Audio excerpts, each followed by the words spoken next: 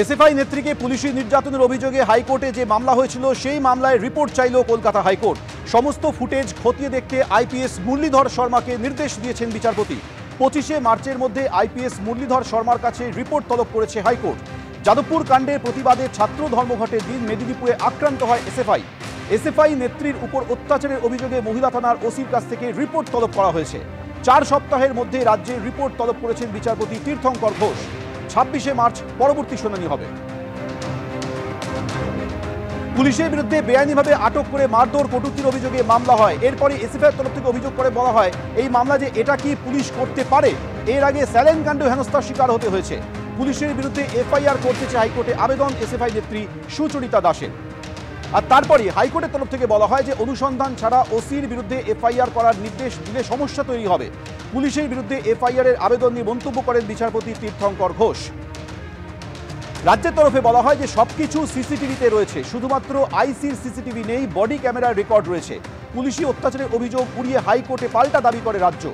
আটক করার পরেই সুচরিতার সঙ্গে কথা হয়েছে আইনজীবীর। নিয়ম মেনে খাবার দেওয়া হয়েছে, মোবাইল ফোনে সংগঠনের সঙ্গে কথাও হয়েছে। পুলিশের বিরুদ্ধে যে অভিযোগ উঠেছিল সেই অভিযোগে মিথ্যা বলে পাল্টা দাবি করে রাজ্য সরকার।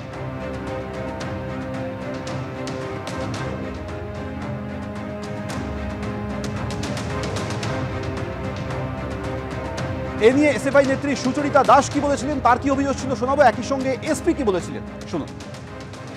বাড়ির ভেতর যখনই তুলেছে তখন থেকেই বিভিন্নভাবে টর্চার করছে। এখনকার ওসি সাথী বাড়ি আমার সঙ্গে ফোনে স্পিকারে কথা বলে বলছে তোর কোন বাপ আছে, কতগুলো বাপ আছে, কোথায় কোথায় বাপ আছে, সবাইকে ডাক, কে তোকে ছাড়িয়ে নিয়ে যেতে পারে সেটা আমিও দেখবো। এনকান্টে আমরা যখন আন্দোলন অবস্থায় ছিলাম সেই সময় তাদের ওপর তখন থেকেই তারা আমাদেরকে নাকি টার্গেট করে রেখেছিল যে আমি তাদের ডিপার্টমেন্টে মার্ক হয়ে আছি।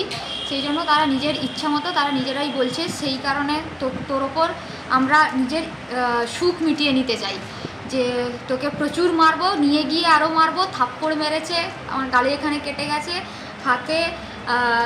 হাতে পা দিয়ে বুট দিয়ে লাথি মেরেছে, বিভিন্ন জায়গায় আমার কালশিটে পড়ে গেছে, কেটে গেছে। বামপন্থী একটি দল সেটি এটাকে চেষ্টা করছে, তাদের জেলার যারা লিডারশিপ আছে তারা এটাকে একটা ইস্যু করার চেষ্টা করছে। আমার কাছে একটি ভাইরাল অডিও আমি পেয়েছি যেখানে সেই পার্টিকুলার রাজনৈতিক দলের জেলার যে জেনারেল সেক্রেটারি আছে তিনি বলছেন এই একটা ভালো ইস্যু পেয়েছি, পুলিশকে চেপে ধর, আইসির নামে অভিযোগ কর, হাইকোর্টে নিয়ে যা, পুলিশকে হ্যারাস কর।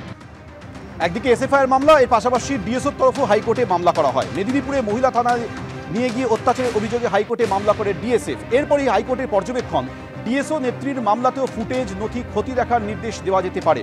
সুস্মিতা সোরেনের মামলাতেও আইপিএস মুরলীধর শর্মাকে নির্দেশ দেওয়া যেতে পারে। পুলিশি অত্যাচারের ডিএসও নেত্রীর অভিযোগ প্রাথমিকভাবে প্রস্তাব আদালতের। আঘাত খতিয়ে দেখতে নিরপেক্ষ মেডিকেল বোর্ড কিনা তা দেখতে হবে। ট্রাইবাল কমিশনকেও খতিয়ে দেখার নির্দেশ দেওয়া যায় কিনা দেখতে হবে। ছাত্র ধর্মঘটের দিন অত্যাচারের অভিযোগে প্রাথমিকভাবে এই প্রস্তাব হাইকোর্টের। এরা কেউ ছাত্র নয়, এত দেরি করে কেন এফআইআর, আগে কেন করেনি? ডিএসও নেত্রীর পুলিশি অত্যাচারের অভিযোগ উড়িয়ে পাল্টা প্রশ্ন দেয় রাজ্য সরকার। এরা কেউ সাধারণ গ্রামবাসী নন, এই ঘটনা প্রত্যন্ত গ্রামেও হয়নি। ডিএসও নেত্রীর অভিযোগ উড়িয়ে পাল্টা সওয়াল করে রাজ্য। কাল এই মামলার ফের শুনানি রয়েছে।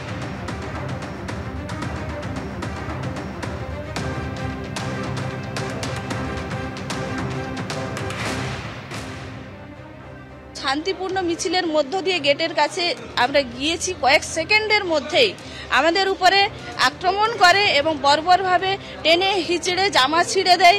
এইভাবে আমাদেরকে গাড়িতে তুলে ছেলেদেরকে কোতোয়ালি থানায় নামিয়ে দিয়ে এবং পরে আমাদেরকে যে কোতোয়ালি থানার অভ্যন্তরে মহিলা যে থানা সেখানে আমাদেরকে নিয়ে যায় এবং সেই থানার মধ্যে একটা সিসিটিভি আওতার বাইরে যে রুম, সেই রুমের মধ্যে নিয়ে গিয়ে আমাদেরকে কিল, চড়, লাথি, মোমবাতি দিয়ে গরম মোম গায়ে ঢেলে দেওয়া, জাতপাত তুলে গালিগালাজ করা এবং এই যে থানার মধ্যে অনেক বড় জায়গা আছে, মেরে পুঁতে দিলেও কেউ তোদের খোঁজ পাবে না, এরকমভাবে এবং এই যে জীবনের প্রশ্নে, কেরিয়ারের প্রশ্নে, বাড়ির প্রশ্নে আমাদেরকে হুমকি দেওয়া, এইভাবে আমাদের উপর অত্যাচার করা হয়েছে। মহামান্য আদালত আজকে আমাদের দীর্ঘক্ষণ ধরেই আমাদের কথা শুনেছেন। আমাদের যেটা চাওয়ার যে অবশ্যই এই মহামান্য আদালত আমাদের ন্যায় বিচার দেবেন, এইটুকু আমাদের আশা।